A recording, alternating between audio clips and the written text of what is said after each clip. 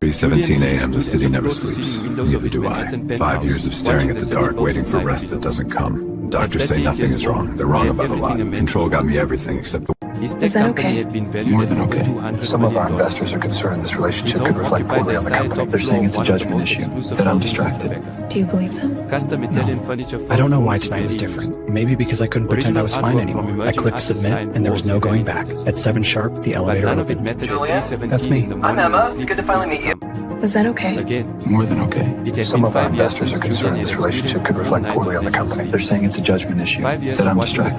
Do you believe them? No. I don't know why tonight was different. Maybe because I couldn't pretend I was fine anymore. I clicked submit and there was no going back. At 7 sharp, the elevator opened. Julia? That's me. I'm Emma. It's good to finally meet you. 3:17 a.m. The city never sleeps. Neither do I. 5 years of staring at the dark, waiting for rest that doesn't come. Doctors say nothing is wrong. They're wrong about a lot. Control got me everything except... suggested it was psychological, which Julian had dismissed immediately. He did not have time for psychology. He had a company to run, investors to satisfy, competitors to outpace. Control had always been his greatest strength. He controlled his schedule down to 15-minute increments. He controlled his diet with mathematical precision. He controlled his emotions with practiced discipline. But Sleep laughed at his attempts at control. Julian turned from the window and walked through his penthouse. The silence felt oppressive. He had designed the space for solitude, for focus, for the kind of uninterrupted thinking that had made him wealthy. Now it felt like a prison of his own making. His phone sat on the marble kitchen counter, screen dark. He had been staring at it for the past hour, debating a decision that terrified him more than any business risk he had ever taken. The truth was simple and shameful. Julian Reed was a 38-year-old virgin. Not because of religious conviction. Not because he lacked opportunity. Not even because he found the idea unappealing. He was a virgin because intimacy required something he had never learned to give. Vulnerability. Trust. The willingness to be truly seen by another person. His childhood had taught him that emotion was weakness. His mother, a corporate lawyer, had raised him with the same cold efficiency she brought to contract negotiations. Affection was a reward for achievement, never freely given. His father, an investment banker, had been even worse. He measured everything in terms of return on investment, including his relationship with his son. By the time Julian was 10, he understood that love was transactional. By 15, he had stopped expecting it altogether. By 20, he had built walls so high that no one could scale them. And by 38, he had forgotten why he built them in the first place. The insomnia had started after his company's initial public offering. Success should have brought satisfaction. Instead, it brought crushing awareness of how alone he truly was. Night after night, he lay in his king-size bed, surrounded by Egyptian cotton sheets that cost more than most people's monthly rent, and felt absolutely nothing. Except exhaustion. That he felt constantly. His assistant had noticed. His executive team had noticed. Even his cleaning service had left a note once, gently suggesting he looked tired. But Julian kept pushing forward because that was what he did. That was who he was. A man who solved problems through sheer force of will. Except this problem would not be solved. 3 months ago, during a particularly brutal stretch of sleepless nights, Julian had found himself researching companionship services. Not the obvious kind advertised in seedy corners of the internet. The legitimate, legal agencies that provided professional company for people who needed connection without complication. He had bookmarked the website. Then closed it. Then reopened it. This pattern had repeated itself dozens of times until tonight. Tonight felt different. Tonight the exhaustion had reached a breaking point. Tonight Julian Reed admitted something he had never admitted before. He needed help. And not the kind a doctor could provide. His hands shook slightly as he opened his laptop and navigated to the agency's website. The interface was clean, professional, discreet.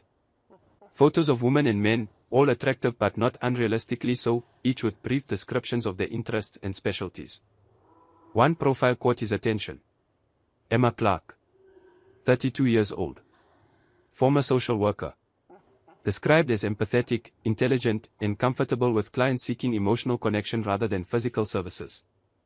Her photo showed a woman with warm brown eyes, shoulder-length dark hair, and a genuine smile that reached those eyes. Julian read her profile 3 times before filling out the request form. He was honest in a way that made him uncomfortable. He explained his situation without embellishment. The insomnia. The isolation. The fact that he had never been intimate with anyone and was not sure what he actually wanted from this encounter. The agency's response came within an hour, even at this late time. Emma was available. She had read his request and was willing to meet him. The appointment could be arranged for tomorrow evening if he agreed to their terms, which emphasized respect, clear boundaries, and the right of either party to end the arrangement at any time. Julian agreed to everything. He provided payment information and his address. Then he sat back and wondered what he had just done.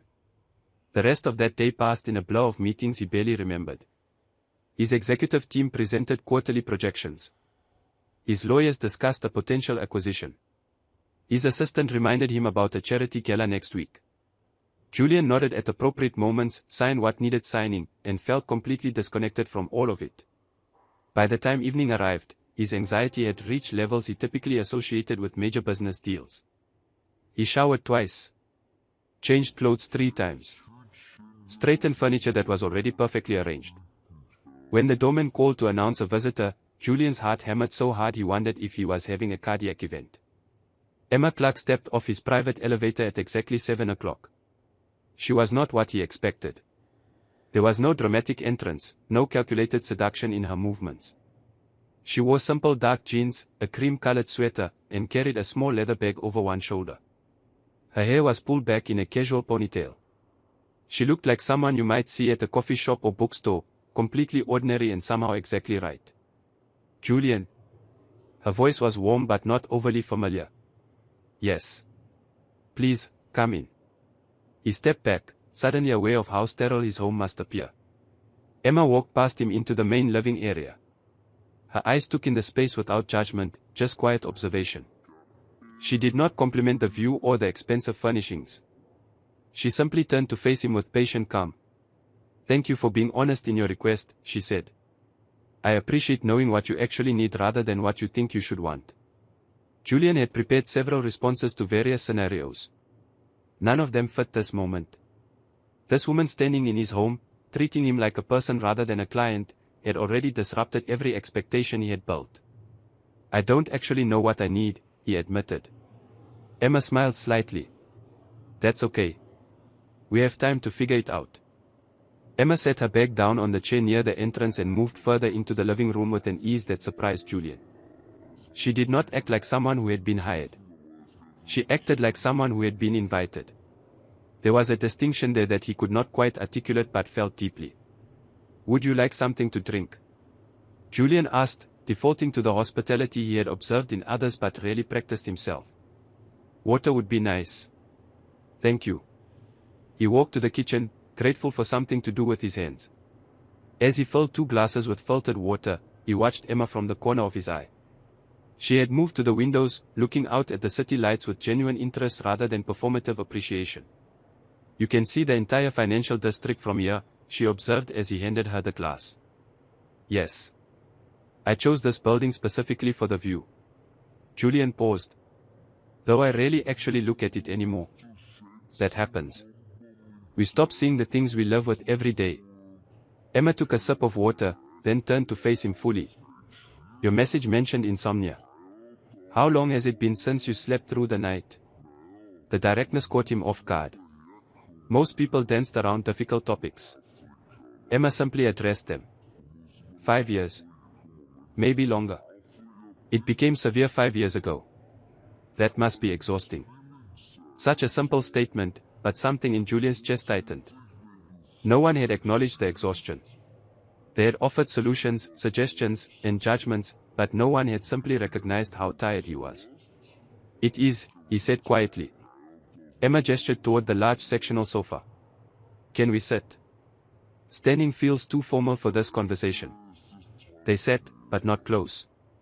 Emma chose one end of the sectional, and Julian took the other, leaving several feet of space between them. The distance felt safer somehow. "I read that you have never been intimate with anyone," Emma said without preamble. "Can I ask why you decided to reach out now?" Julian had expected this question but still struggled to answer it. I thought maybe the insomnia was connected. That perhaps if I experience what I have been avoiding, something might shift. And what have you been avoiding exactly?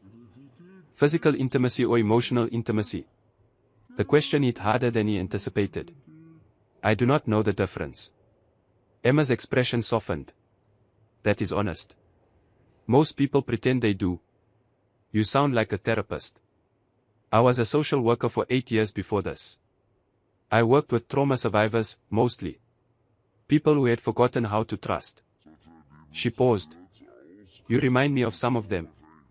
I have not experienced trauma, Julian said reflexively. Trauma is not just traumatic events. Sometimes it is the absence of things we needed. Affection. Safety. Connection. Emma's voice remained gentle but firm. Emotional neglect leaves scars too. Julian looked away.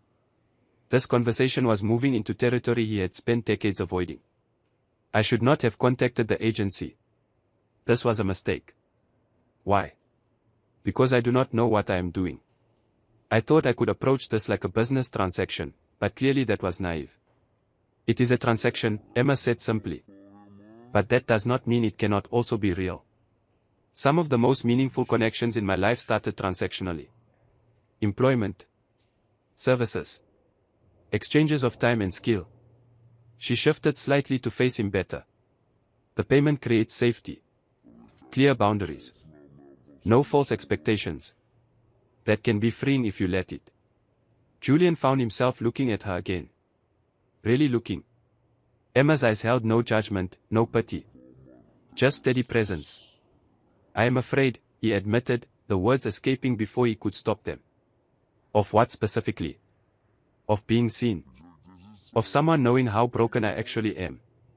Emma was quiet for a long moment. When she spoke, her voice carried weight. You are not broken, Julian. You are defended. There is a difference. Something shifted in the room then. The tension that had been coiled in Julian's shoulders began to ease slightly. They talked for the next hour about everything except why she was there. Emma asked about his company, and he found himself explaining the work with genuine enthusiasm for the first time in months. She told him about her transition from social work to companionship services, the judgment she faced, and why she ultimately believed this work was more honest than most. People think intimacy is just physical, Emma said at one point. But I have sat with men who needed to cry more than they needed to touch. I have listened to women tell me about marriages where they were never truly seen. The body is easy. It is the heart that most people cannot access. Is that what you think I need? To access my heart? Emma smiled. I think you need to remember you have one. As the conversation deepened, Julian felt something he had not experienced in years. Comfort. Not the false comfort of control or achievement, but actual ease in another person's presence. Emma did not try to fix him or change him. She simply existed alongside him without demand. Around 10 o'clock, Emma stood and stretched. Can I ask you something that might sound strange? Yes. Would you mind if we just lay down? Not for anything physical. Just to rest. Sometimes our bodies need permission to relax, and they respond better when we are not alone. Julian's immediate instinct was to refuse. The vulnerability of lying beside another person felt overwhelming. But exhaustion won over fear. Okay. They moved to his bedroom, which Emma entered without hesitation or comment about its size or luxury. The massive bed dominated the space, perpetually made because Julian rarely disturbed the covers enough to unmake them.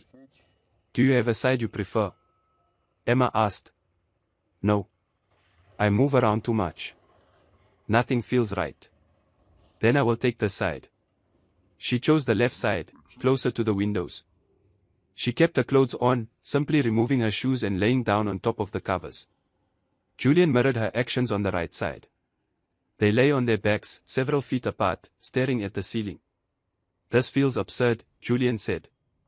Most meaningful things do at first. Silence settled over them. Not uncomfortable, just present. Outside, the city hummed with its endless energy. Inside, two people lay in the dark, strangers connected by transaction and honest need. Can I tell you something? Emma's voice came softly through the darkness. Yes. I almost cancelled tonight. I read your message and thought you needed more than I could offer. That you needed therapy, not companionship. She paused. But something about your honesty made me want to show up. To see if maybe just being present would be enough. Why do you do this work? Julian asked. You clearly do not need to. I do need to. Just not financially. Emma turned her head toward him, though in the darkness he could barely see her face. After my divorce, I felt invisible. Like I had spent 10 years being what someone else needed and forgotten how to be myself. This work lets me choose. Every client is a choice. Every boundary is mine. That power matters. Were you married long? 8 years. He was not a bad man. We were just wrong for each other. He wanted someone who would disappear into his life. I needed someone who would see me as separate. Her voice carried old sadness but no bitterness. We make better strangers than we ever made spouses. Julian processed this. I have never even had a relationship. I would not know how to be wrong for someone because I have never let anyone close enough to find out. That must be lonely. It is. The admission came easier now. But loneliness felt safer than the alternative. And now? Now I am so tired that safe does not matter anymore.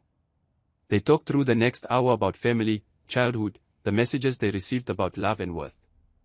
Emma shared stories about her work that were sometimes funny, sometimes heartbreaking. Julian found himself talking about memories he had not accessed in decades. His mother's cold efficiency. His father's emotional absence. The private schools where achievement mattered more than happiness. I learned early that feelings were inconvenient, Julian said. So I stopped having them. Or I thought I did. Turns out I just buried them. They do not stay buried forever. No. They apparently resurface as chronic insomnia and crippling loneliness. Emma laughed softly. At least you recognize it.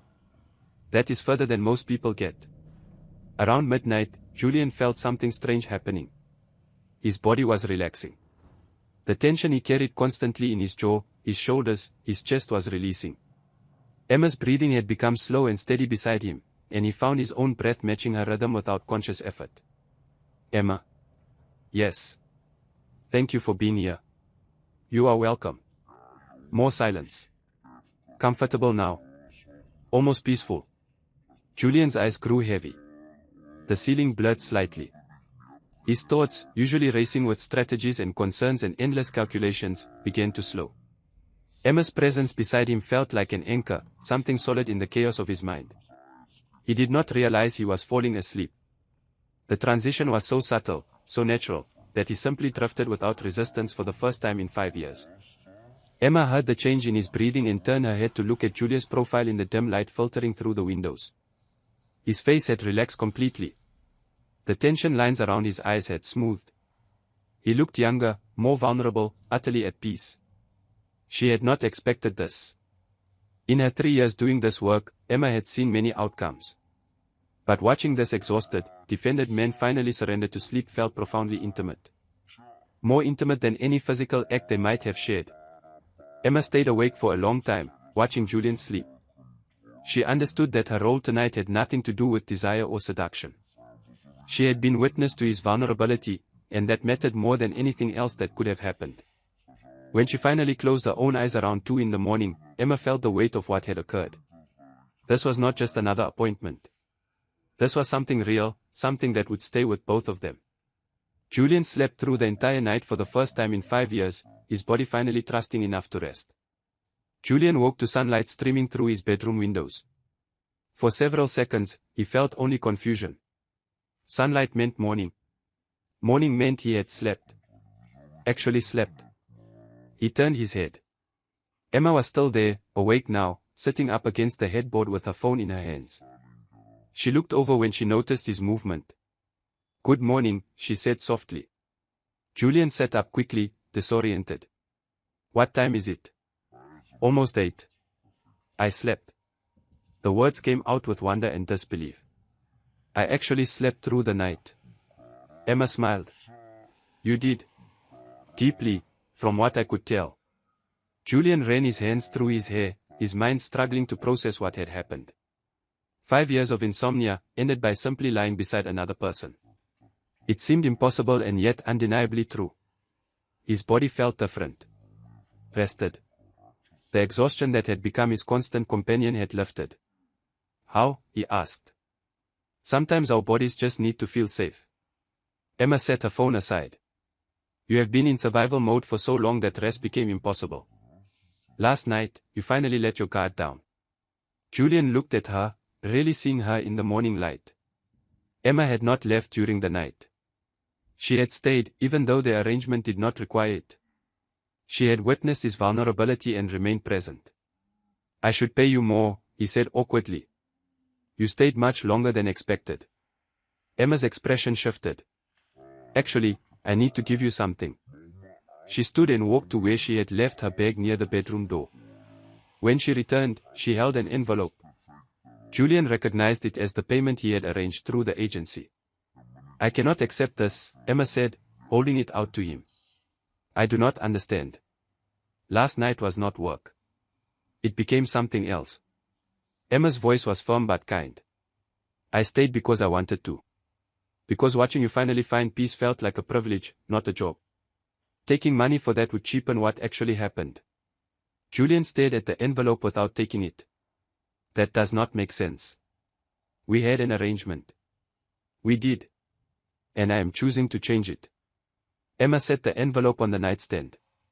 What happened here matters more than the transaction. You do not even know me. I know you trusted me enough to fall asleep. I know you told me truths you probably have not told anyone else. I know you are terrified of connection but brave enough to try anyway. Emma sat back down on the edge of the bed. That is more than I know about most people I have dated for months. Julian felt something cracking inside his chest. This moment, this gesture, was dismantling every defense he had built. Emma was treating him like he mattered. Not his money. Not his success. Him? I want to see you again, he said before he could stop himself. As a client. No. As whatever this is. Emma was quiet for a moment. That is complicated. Everything about me is complicated. She laughed softly. Fair point. Then her expression grew more serious. If we do this, it has to be real. Not a transaction pretending to be a relationship. I do not know how to do real. Neither do I, honestly. My marriage taught me how to perform partnership, not how to actually have one. Emma met his eyes. But maybe we could figure it out together. Julian's practical mind immediately started listing all the reasons this was a terrible idea. The power imbalance of how they met. The judgment they would both face. His complete lack of experience with relationships. Emma's complicated profession. The probability of failure. But underneath all those rational objections was something simpler. Hope. Terrifying and unfamiliar, but undeniably present. Okay, he said. Let us try. They exchanged phone numbers like teenagers, both slightly awkward about the gesture. Emma left around 9, needing to get home and change. She paused at the elevator. Julian. Do not overthink this. Just see what happens. After she left, Julian stood in his penthouse feeling completely disoriented. Everything looked the same, but something fundamental had shifted. He had slept. He had connected with another person. He had admitted things he had never admitted before. The following weeks unfolded with a strange mixture of terror and exhilaration. Julian and Emma began meeting regularly, but not at his penthouse. They met in neutral spaces. Coffee shops where they could talk for hours. Museums where they walked slowly through galleries. A small bookstore in Brooklyn where Emma loved browsing. Julian learned things about Emma that deepened his understanding. She volunteered at a women's shelter. She was trying to write a novel but kept deleting her drafts. She loved thunderstorms and terrible reality television. She had a complicated relationship with her mother and no contact with her father. Emma learned that Julian was funny when he relaxed. That he had strong opinions about architecture and could spend an hour discussing the design flaws of modern buildings. That he donated anonymously to dozens of causes but never talked about it. That underneath his controlled exterior was someone who felt things deeply but had never learned how to express them. Physical intimacy came slowly. Their second meeting ended with a brief hug that left Julian shaking. Their fifth meeting, Emma took his hand while they walked through Central Park, and he marveled at how such simple contact could feel so profound. The first time they kissed was during their eighth meeting, in Emma's small apartment in Queens. Julian had been talking about a difficult decision at work, and Emma had listened with her complete attention. When he finished, she had simply leaned forward and pressed her lips to his. The kiss was gentle, questioning, offering rather than demanding. Julian froze for a moment, then tentatively responded. It lasted maybe 10 seconds, but it rewrote everything he thought he knew about intimacy. Was that okay? Emma asked when they separated. Yes. His voice was rough. More than okay. They took their time with everything. Julian slept better when he stayed at Emma's apartment, which surprised them both. Her space was smaller, less perfect than his penthouse, but it felt lived in. Real. Safe. Emma started staying over at Julian's place on weekends. She brought plants, which he had never thought to purchase. She cooked meals in his pristine kitchen, creating warm smells and casual mess. She laughed at how organized everything was and gently teased him about his color-coded closet. But the outside world was less kind. Julian's executive team noticed the change in him. He smiled more. Left the office at reasonable hours. Stopped responding to emails at 3 in the morning. When his CFO asked directly if he was seeing someone, Julian admitted he was. The news spread quickly. Someone connected Emma to her profession, and suddenly Julian was fielding questions from his board of directors about his judgment. One investor threatened to pull funding, calling the relationship inappropriate and damaging to the company's image. Emma faced her own challenges. Some of her regular clients felt betrayed that she had entered an exclusive relationship. Others made crude assumptions about what she was trying to gain from Julian. Online forums where she had found community turned hostile. One evening, about 3 months into their relationship, Julian found Emma crying in his living room. She had received a message from a former husband, who had seen social media posts about her connection to Julian. The message was cruel, filled with judgment about her choices and predictions about how Julian would eventually discard her. Julian sat beside her on the sofa, unsure how to provide comfort. Physical touch was still new enough to feel uncertain. He does not know anything, Julian said. About you or about us. He knows I was never enough for him. Maybe he is right that I will not be enough for you either. Emma wiped her eyes roughly. Everyone is waiting for this to fail. Everyone has been waiting for me to fail my entire life.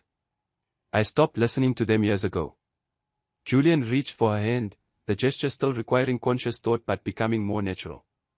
I do not care what they think. Your investors care. Your board cares. They care about profit.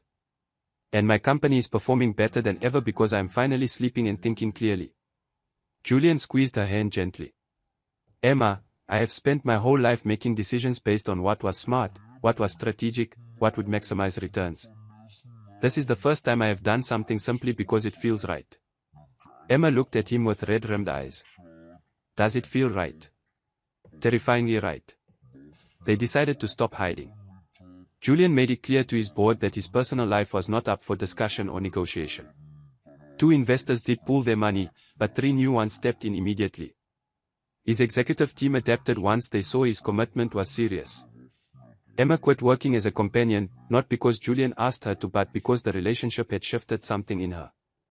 She started taking classes toward a master's degree in counseling. She wanted to return to helping people but on different terms. The first time they were physically intimate beyond kissing happened 6 months into their relationship. It was in Emma's apartment on a rainy Saturday afternoon.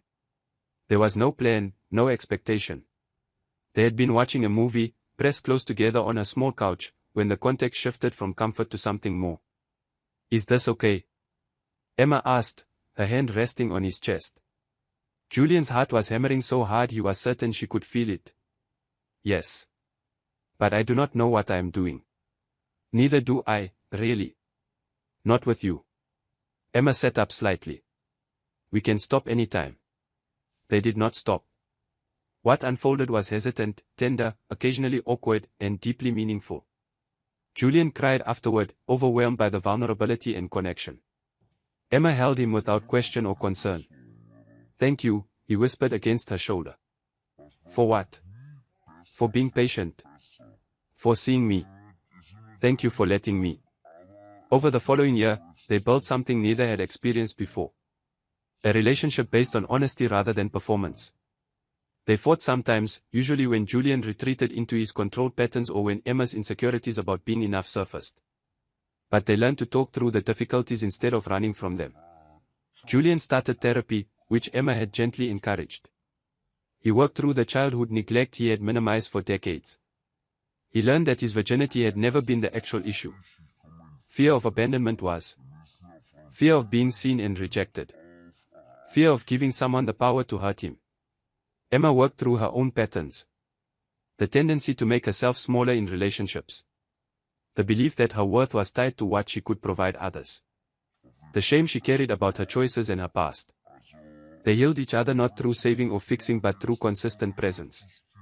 Through choosing to stay even when things were difficult.